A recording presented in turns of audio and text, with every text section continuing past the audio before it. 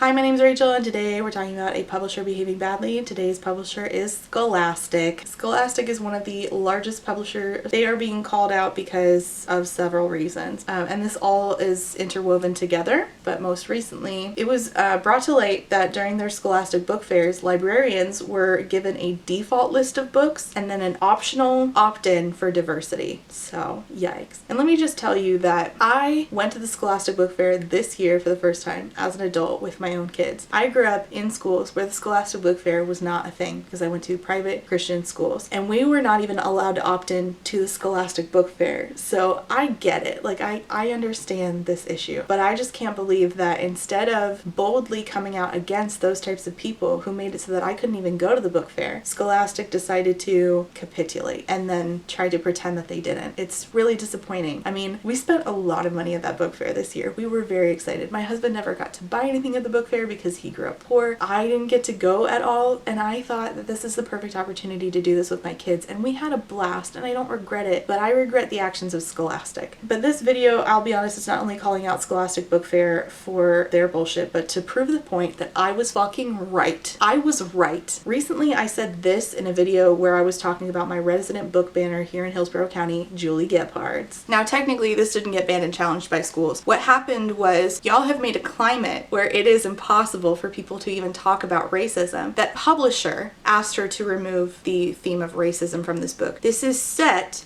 in a Japanese internment camp, and the publisher asked her to remove the racist theme. Book banning is often seen in both school libraries and public libraries, and sometimes the school library book banners are out here saying things like this. Now listen, everyone still has a right to give their child whatever book they want to. So I'm suggesting you remove this book from schools and everyone's rights are preserved. These books are not being banned. That word has become a weapon to marginalize the voices of parents. Nazi book banning and the like has essentially been used to eliminate books from circulation. We're not doing that. We're asking you to keep them out of the reach of our children. That was Julie, if you didn't know. I'm also dealing with bigots trying to get little free libraries removed from public parks here in the county that I live in because they didn't like that somebody made a rainbow little free library and put it on a Hillsborough County public park. And apparently there was a gay book in it, which I don't know how many times I have to explain this to you, but if you don't want to read a certain book in a library, whether that's a school library, a public library, or a little free library, you can just leave it. You don't have to. It's not mandatory. But again, with what Julie says, as if trying to get the books not just out of schools, but out of the public library, because she's part of Citizens Defending Freedom, which just congratulated my public library on making it harder for kids to access titles, which is going to be a slippery slope. I'll do a different video on that, don't worry. But also, I assume just that Citizens Defending Freedom is super happy about this little free library bullshit too. And I assume that they're also happy about the Scholastic Book Fair bullshit too. Hi, I'm so sorry. Out of all the things that I put in this video, one of the things I didn't put in was talking about Brave books. And while I was going to go look up Citizens Defending Freedom to put in a piece right here about how Citizens Defending Freedom, by the way, which is a misnomer and a fucking joke. I'm flicking you off right now, but you can't fucking see it. It's a fucking joke because it's a misnomer. While they did celebrate libraries making it, the public library, not the school library, making it harder for kids to access books, while they did celebrate that, they are also pairing with Brave Books. And I left Brave Books out of this video for the sake of time. But Brave Books is a Christo-fascist group trying to provide a substitute for the Scholastic Book Fair. So you can see, again, I was fucking right. All of this is interwoven, and they are in fact trying to replace books that are secular, I'm putting that in quotes, with Christo-fascist books. And they are, in fact, trying to get rid of books, whether it be at the school, whether it be at the public library, whether it be at the little free library, all of it is interconnected. So you're fucking lying when you say that it's just about trying to get them out of the hands of your kids at the school level. It's not. You're trying to do it everywhere, and eventually you will escalate to stores too, you fucking assholes. So to get up at my kid's school board and lie and say that shit as if that's not what they are actively doing, and two, not actively having an effect of of is like bonkers to me. Scholastic is proof that the overlap of purchased books and school library books is not only something that book banners want to affect, it's proof that they are succeeding. Like, you're just gonna sit there and tell me that I'm wrong? Okay, so here are the videos from a school librarian who opted into the diversity option for her school's Scholastic book fair, except they forgot to send it to her. So she can show you what it looks like when they don't do the diversity opt-in and then when they finally give you the diversity opt-in. So basically what you're going to see is what Scholastic considers non-diverse versus diverse. For those of you that are following the story, that Scholastic is allowing you to opt in or out of diverse books. Here's a little tale. I opted in, of course, because diverse books should be included in everything. Alas, I did not receive my diverse book collection. They're sending it today, on the third day of my book fair, so kids who've already shopped will not get it. They will not see themselves in the pages. The majority of my books are about animals, and not very many about people of color. The majority of my students are Hispanic and speak Spanish, sometimes only Spanish. And when I got everything, I did not get a Libros en Español sign and had to make one. Come on, Scholastic. Do better. Okay, if you watched my video from yesterday, I received 5 boxes of diverse books from Scholastic. So I'm going to show you what they do not include in their traditional quote-unquote collection. We have a fantasy graphic novel. We have another graphic novel. And another. We have Big Nate, which would sell like hotcakes. We have Christina's The Tryout. We have When Clouds Touch Us, which I know my kids would be so excited for this because they love Inside Out and Back Again. Lots of graphic novels, which would sell like hotcakes. All right, we've got more. Picture books. Retellings. A story about families. Why a story about a family can't be included, I don't understand.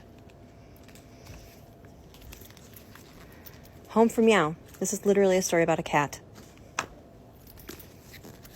I know a ton of my girls that would buy this. Can't talk about civil rights. Or integration in schools. Or heaven forbid, a black woman in a position of power. Or there being more than a peach crayon. Or the fact that your neighbors are diverse. And we know why they didn't include this one, sadly, because we are all different, and we should know that. I'm going to go through the rest of the boxes. Give me a second. Okay, here we go. Box number 2. Res Dogs. Blended. The Storyteller. The Secret Battle of Evan Powell. The Girl in the Lake. My kiddos would eat this up. They love horror.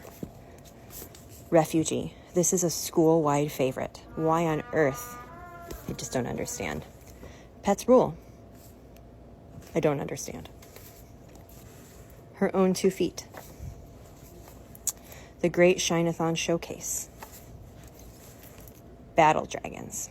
This is literally about dragons. Is it because of the author? Alex, I promise you, if you see this, I will make sure, I promise all of you, any of you, everybody here, I will make sure my kiddos get your books, okay? I swear.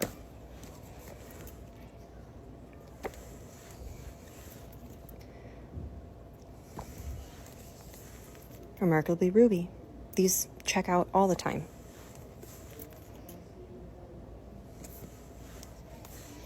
Miss Quinces. Most of my kiddos are Hispanic, as I said.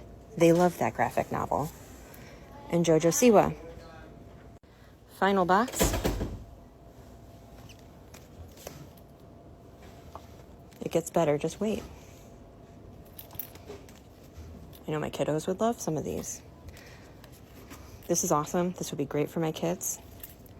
Of course, we can't talk about amazing Amanda Gorman, but the real kicker, are you ready?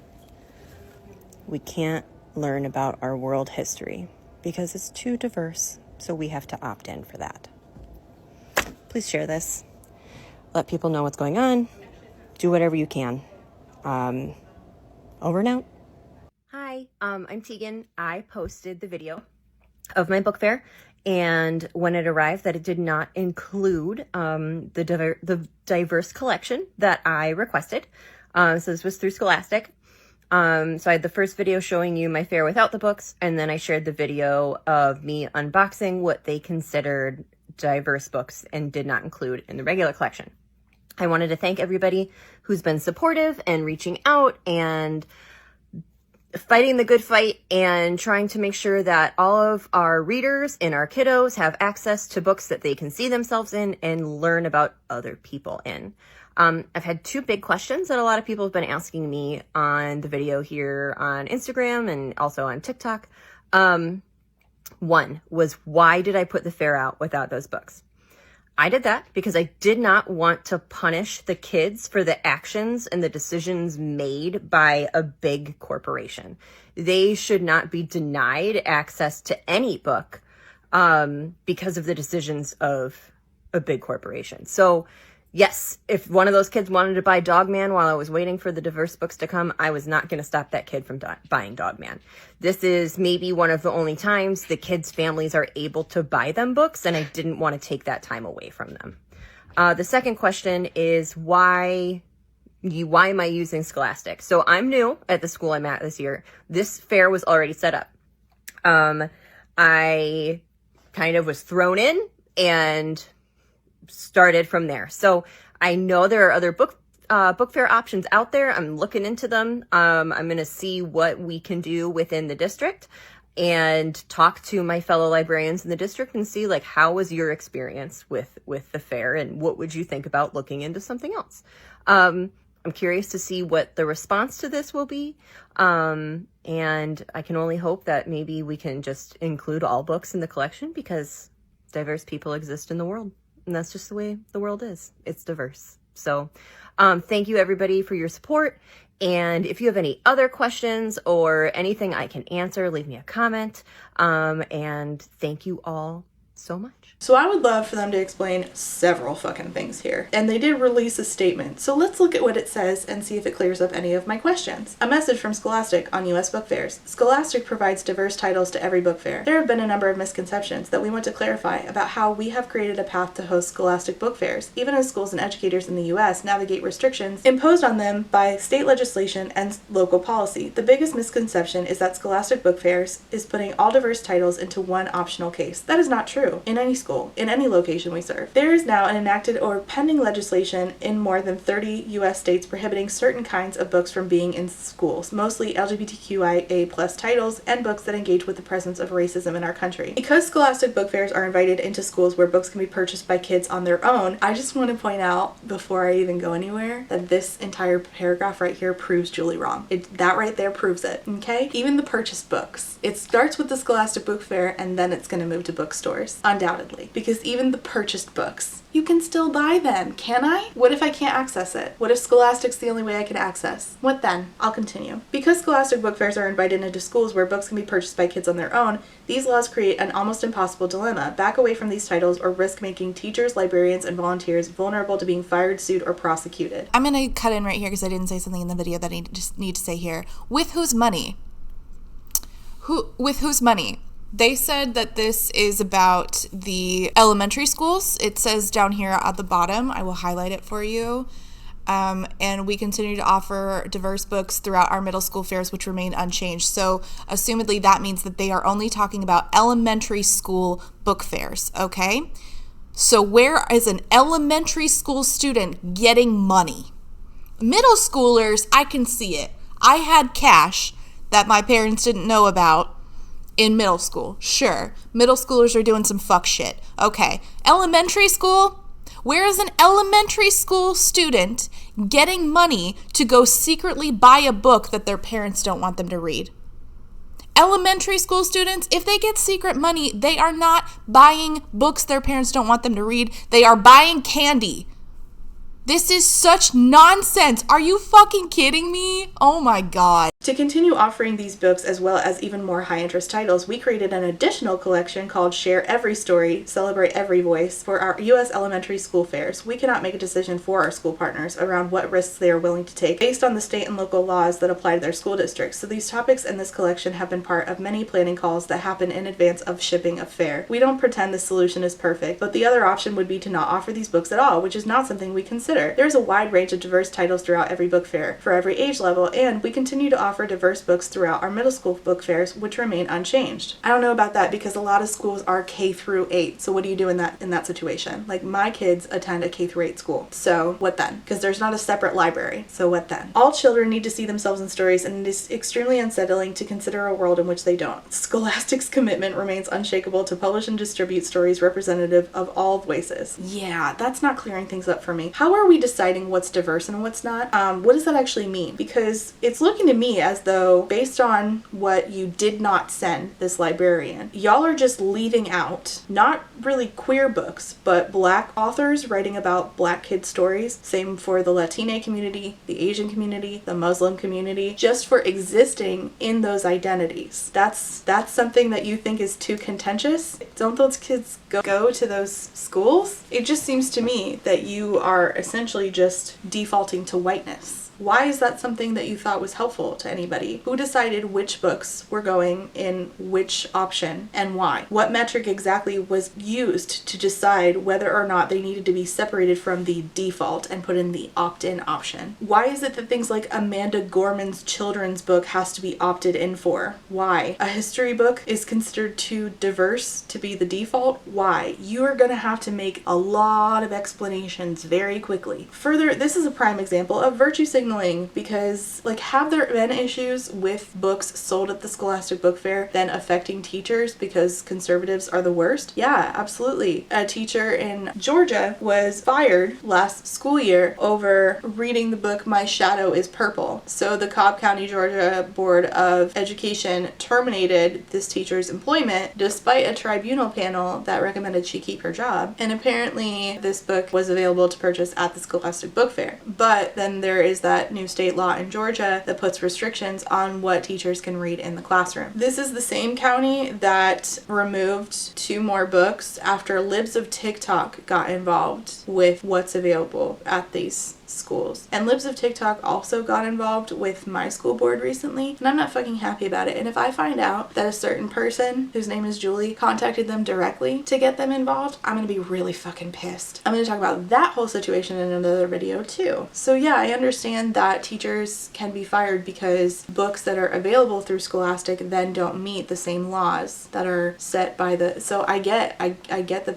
that's a gray area that's causing people to come under fire, and that's shitty. But the answer is not to capitulate. And also, again, this is virtue signaling because it's not really about the schools. It's about fence sitting. They want to sit on the fence and look like they're playing both sides so that they can get the money from both sides. Because when I think back to what happened in April, we realize that it's not about worrying about teachers at all. It's capitulating to rabid right-wingers. It's fence sitting because in April, Maggie Takuta Hall revealed what Scholastic demanded from her about her book. She tweeted, "If you've ever wondered what publishers are doing in the face of school book bans, it's not what you'd hope, and it's exactly what you'd think." She said this on April 11th. On April 12th, she said, "Okay, no more subtweeting. This is what happened. Full story at the link. I'm so disappointed and furious and unsurprised, but I also have receipts. Scholastic wanted to feature my book, but only if I censored the word racism from the author's note. It's worth saying I clarified that the author was contingent upon this edit being accepted. The answer was yes, it is." And she wrote about this in an article that she wrote, or a blog post that she wrote called Scholastic and a Faustian Bargain. This was in April 2023. Recently, I got an email with an author from Scholastic's educational division to license Love in the Library, and I was thrilled. If you've been in kids' books for more than 10 minutes, then you are aware of the staggering reach of Scholastic, and since I'm not published by Scholastic, this seems like a thrilling opportunity. But as soon as I cleared the opening paragraph, my heart sank. I've been really proud of Love in the Library's successes. My publicist, Jamie Tan of Candlewick, did her job with sensitivity and respect. Our editor helped shape the book to its best form while never demanding the story be told in a way she deemed might be more palatable. There were starred reviews, best of 2022 lists, personal letters. It's also true that I wish it sold more copies than it had. It's a story I believe in deeply and a story that I think merits exposure, something Scholastic uniquely offers. And Scholastic wanted to license the book, but only with a change to the author's note.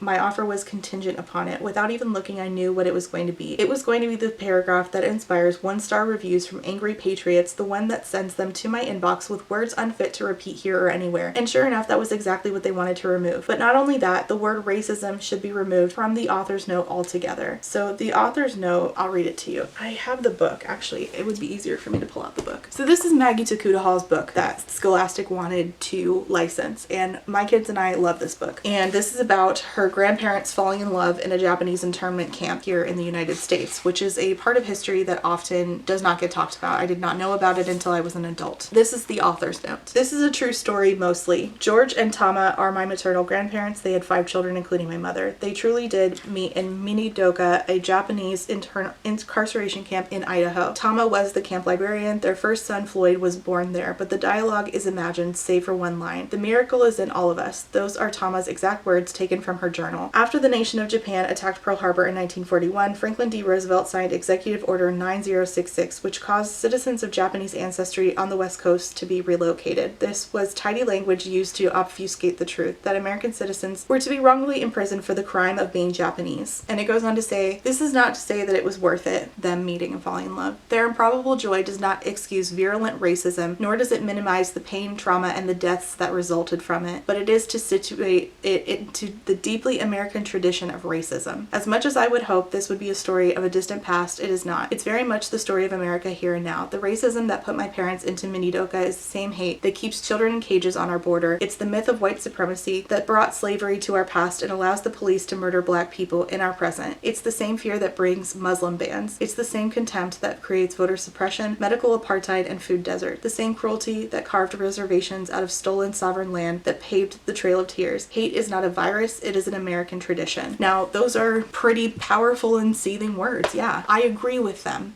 So if you don't, then just don't read the book, like, or just ignore it. Like, what? I don't know. I don't understand why anybody emailed her upset, but I definitely don't understand why Scholastic thought it appropriate to ask her to censor herself. I don't understand that at all. They wanted to take this book and repackage it so that it was just a simple love story, nothing more. Not anything that might offend those book banners in what they called this politically sensitive moment. The irony of curating a collection tentatively titled Rising Voices, Amplifying AA and HPI Narratives with one hand, while demanding that I strangle my own voice with the other, was to me the perfect encapsulation of publishing. Our dubious white ally does so often to marginalized creators. They want the credibility of our identities, want to market our biographies, they want to sell our suffering smoothed down and made palatable to the white readers they prioritize, to assuage white guilt with stories that promise to make them better people while never threatening them, not even with discomfort. They have no investment in our voices. Always our voices are the first sacrifice at the altar of marketability. And excuse my language, but absolutely the fuck not. For a moment I wondered if there was a way to edit it so we could agree on it, but then I looked at the proposed edit, the one my offer was contingent upon. Again, the removal of the word racism made it all too clear. There was no compromise to be had here. There was no way to work with this. It was a Faustian bargain and I couldn't take it. And forgive my weakness, but I cried. For the opportunity I had just moments ago been so thrilled to receive gone just as fast. For my resentment of being put in a position where I had to choose between my career and my ethics, and for all the other people just like me who are likely given these kinds of choices all the time, but who, for fear of losing future opportunities or for fear that this is their only opportunity or who simply cannot turn down money, take the bargain. For the pure frustration that only years of dealing with the same kind of bullshit over and over again can inspire. For the fear that this kind of limitation will be what defines my career. I cried and I felt ashamed that I was crying and furious that I'd been made to cry by an industry that will never cry over me. I waffled a bit, deciding if I wanted to talk about this in public. If I could, I realized smack of sour grapes or dramatics. It could scare off an editor who sees this and thinks I'm too difficult to work with. I have a book out on submission right now. Not a chill moment to name a publisher, and I would be lying if I didn't admit I am afraid, deeply afraid, that this will negatively impact my career in some irrevocable way, that I'll be labeled as too sensitive or a prima donna. I'm aware that reputations matter, or reputations, sorry. I am aware that people have faced worse, and I'm tired, and I'd rather not do any of this. It'd be easier not to. Every time I see a marginalized creator tell the truth about what they face, I feel this way, frustrated, furious, disheartened, but also less alone. Each incident reminds me that we are braver than they are, and even if if it's only because we have to be. And that the more of us who do this, the more likely there may come a day when we stop doing this. I can't imagine what that looks like, and most days I can't believe that that will ever come. I also can't imagine trying, at least trying to get there. And so I'm making public both the proposed edit I was given and the letter I sent in response below. I hope it helps you on your way. She told Scholastic it was a deeply offensive offer. It was a deeply offensive and particular to say, yes, we'd like to sell your grandparents' story, but not in a way that connects them to the suffering of those just like them now for fear of potential bans, is, to put it lightly, cowardly. They will not have the right to sell this story because they've proven to me that they're not up to the responsibility of it, nor do they have the right to tell me and people like me that our family stories must stay in the past because they are deemed no longer political. I wrote this author's note for a lot of reasons. Craft-wise, it allowed me to tell the story without belaboring the point. Philosophically, because I genuinely believe children deserve the truth, and the truth includes racism. Ethically, because I believe in talking about my grandparents in isolation would be misleading, dishonest, and wrong. When we do not call what happened to them racism, when we do not connect them to others experiencing racism, we only allow it to happen again and again and again. I wrote it because I felt that there was a need to talk about state-sanctioned, perfectly legal racism with our youngest students. I just want to point out a few things about the people who did in fact go and one-star her book. First, she talks about back in February of 2022, so long before this all happened in April of this year, she said, "The prophecy has come true. A white person has gotten mad at me for saying racism is an American tradition in the author's note of my book about my grandparents meeting in a checks note Japanese incarceration camp. I loved your book, but found some of what you wrote in your author's notes so upsetting. I do not think in any way that hate is an American tradition. I don't think America has a tradition of racism. I thought your statements at the end of the book were so non-positive. If you've ever wondered what toxic positivity looks like, that's it. There it is. How dare you not talk positively about America's long lineage of being racist towards several people groups, including the one your grandparents and you are a part of." Okay, sure. Maggie did mention that the person who emailed her was a teacher, and so is the person who wrote, and I'm pretty sure, and I'm just gonna name and shame, that person is the same person who is this person on Goodreads, this review. And that particular review is from a person who lives in Riverview, Florida, which is where I live. So I commented on their review and I said, wow, as a Hillsborough County parent, I'm so glad that you are not either of my kids' teacher. Thanks. This book is 0 stars. Not only is it one of the worst narrative nonfiction books I've ever read because it lacks detail, the author's note is atrocious. Racism is not an American tradition. I would never read this to my students. There's also a ton of others, not just that particular teacher, who, by the way, said in her Goodreads bio, Team Jacob forever. Cool. But most of them say similar things. The story portion of this book is nice. It touches on the difficult issues experienced by Japanese Americans during World War II, blah, blah, blah. This is one of the nicer ones, by the way. My problem is with the author's words, actually more of a rant that is included in the back of the book. The words and opinions feel harsh and almost hateful rather than informative. This is a book for elementary children, and such harshness is not appropriate for young readers. Anger and accusations seem to be the norm nowadays, which is sad. We should address the terrible actions of the past. This story happened over 75 years ago. We can still be respectful and balanced in our expressions. You want people to be respectful about how they talk about racism that happened to their families? Are you okay? My great uncle was a prisoner of war in a Japanese prisoner camp. He was frequently tortured, yet he chose to be respectful of all people when he came home. I am fucking flabbergasted that you thought that that was an appropriate thing to say on the internet. Good God. He did not want to continue the horrors of war. We could learn from his example. War is a horrible thing and it brings fear and harm in many forms. Now more than ever, we need to speak fairly and respectfully to keep peace. Learn from the past, yes, but not use it as a reason to be harsh and angry. Why is it that when a woman is angry, it's not justified? Even when it's, you know, her grandparents being in a fucking internment camp and then dealing with a lot of fucking racism because of COVID and having a president who called it Kung Flu. So, okay, sure. An okay story about keeping your humanity in inhumane circumstances. Not a lot of details, pretty sparse, and the constant use of unfair made it feel propagandistic. It's a book for kids. What, you want the whole thesaurus? Like, holy shit, you guys are so ridiculous. Not that the camps weren't unfair, I just somehow doubt that's the central concern on everyone's mind. It's a book for kids. It's so that it makes it easier for my kids to understand it. They understand the word unfair. I don't understand you. Reading it on Kindle app couldn't have helped because the controls made it almost unusable. How is that the author's fault? You need to take that up with the manufacturer. The story and picture themselves are good, but the author's note at the end is too political for a children's book. It's not politics.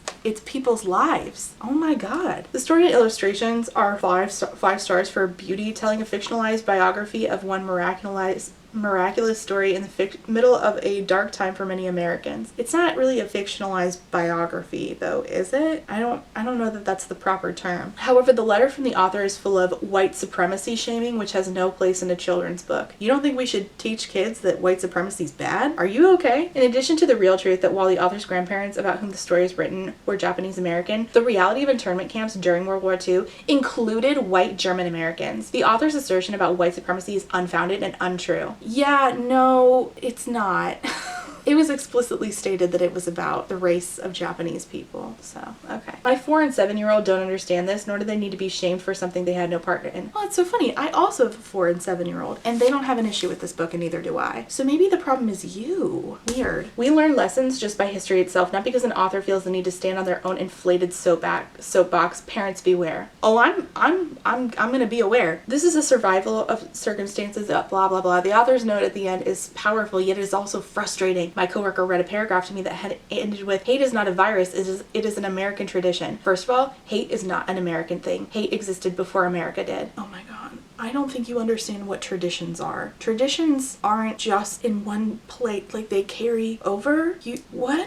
How are you reviewing books but you don't understand what words and concepts mean?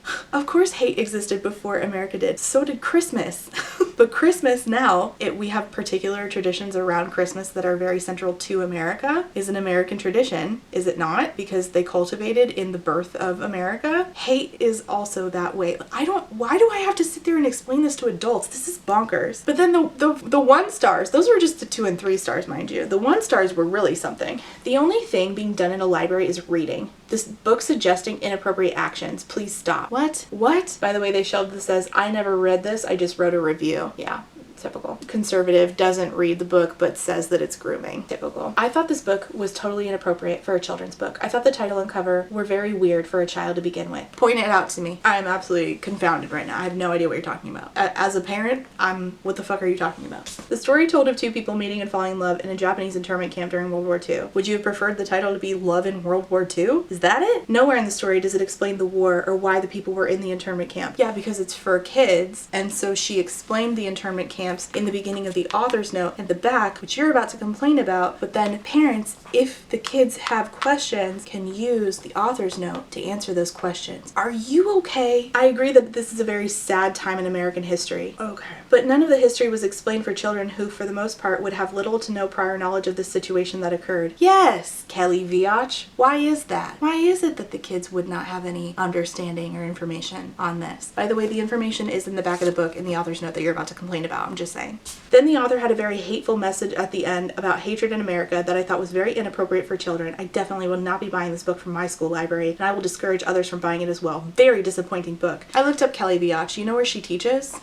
At a private religious school. So, I just think that there was probably a good chance that she was never going to shelve it anyway, for the same reason that Scholastic Book Fair was not even allowed at my private religious school in the first place. I'm just saying. The idea that the internment camps, by the way, were not about racism is actually something that Maggie Takuta Hall has talked about, saying, I've gotten a lot of mail about how it wasn't racism that put Japanese Americans into incarceration camps. Listen, Republican President Ronald Reagan is the one who authorized the payment of reparations to Japanese Americans, and this is what he said then. It was based solely on race, for these 120,000 were Americans of Japanese descent. So yeah. So then when it came out about the Scholastic Book Fair in October, about them separating things, Maggie Takuta Hall decided to say, capitulating to book banners, taking a passive role in this fight, and outsourcing courage to educators and librarians is, in my opinion, cowardly at best and actively aiding in the rise of fascism at worst, a dereliction of duty as a billion-dollar publisher. And they are in fact a billion-dollar publisher. She said further, I know some people thought I was being,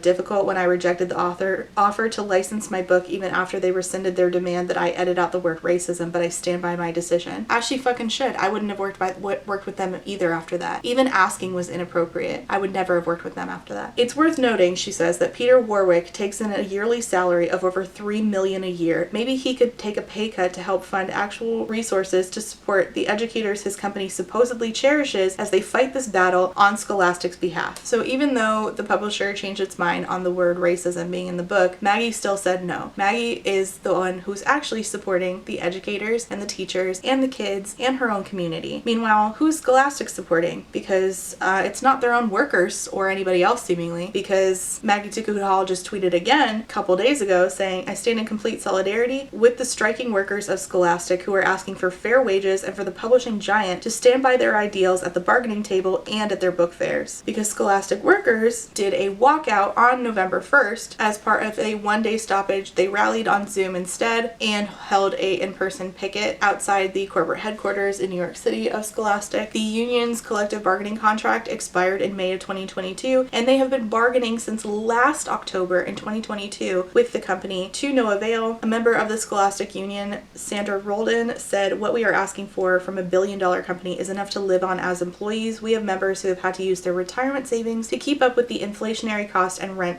increases since the pandemic. That's unacceptable for a company who professes to be dedicated to the highest quality of life in community and nation," despite the fact that Scholastic says they value the worth and dignity of each individual. So Scholastic needs to meet its workers at the bargaining table, but they also need to apologize for sidelining titles just from authors who are Black and Asian and Muslim, and apologize to Maggie publicly for asking her to censor herself because they wanted to fence sit and capitulate to these people who write the most ridiculous reviews on Goodreads and then email them to Maggie directly. The fact that they saw that and said, "You know what, we want Maggie's money, but we also want to capitulate to conservatives and get their money. We can do both, only if we censor Maggie." Ridiculous. All this to say, support workers, support teachers. Sure, by doing the right thing. Give up some of your money. Why don't you aid in the fight? Why don't you get in on the fight? The lawsuits that are being brought against the counties who are book banning, which are violating the First Amendment, why don't you do the right thing? Why didn't you do the right thing? You had so many opportunities to do the right thing, and instead you fence sat, and now, come to find out, you still won't bargain with your own workers. So what are you doing? And on top of this, I just want to point out that this proves I was fucking right. I was right because book banners really want to say, it's just about the school books. It's not. And Scholastic is proof of that. So I was right. I don't like being right about this, but I was. Alright, so there's Scholastic publishers behaving badly. Leave your comments and questions down below. Thanks for watching. See you next time. Bye.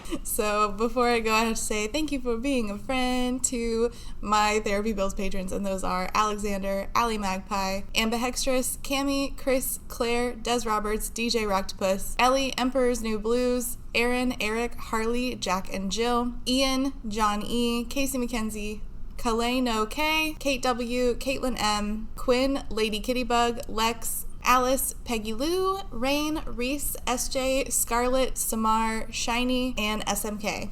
Thank you all so much for being a friend. I appreciate y'all. Sorry for crying all the time. Okay, bye. And last but not least, I have to say thank you for being a friend to my Potato Starch Marxist patrons, and those are AM Angel, Amanda, Andy, Angelica, Anita, Artie the Ninth, Ashley H, Ava, BB, Beck, Blythe, Bookish Rainrot, Brando, Sandos, Marxist Alter Ego. I cannot believe you changed your name to that.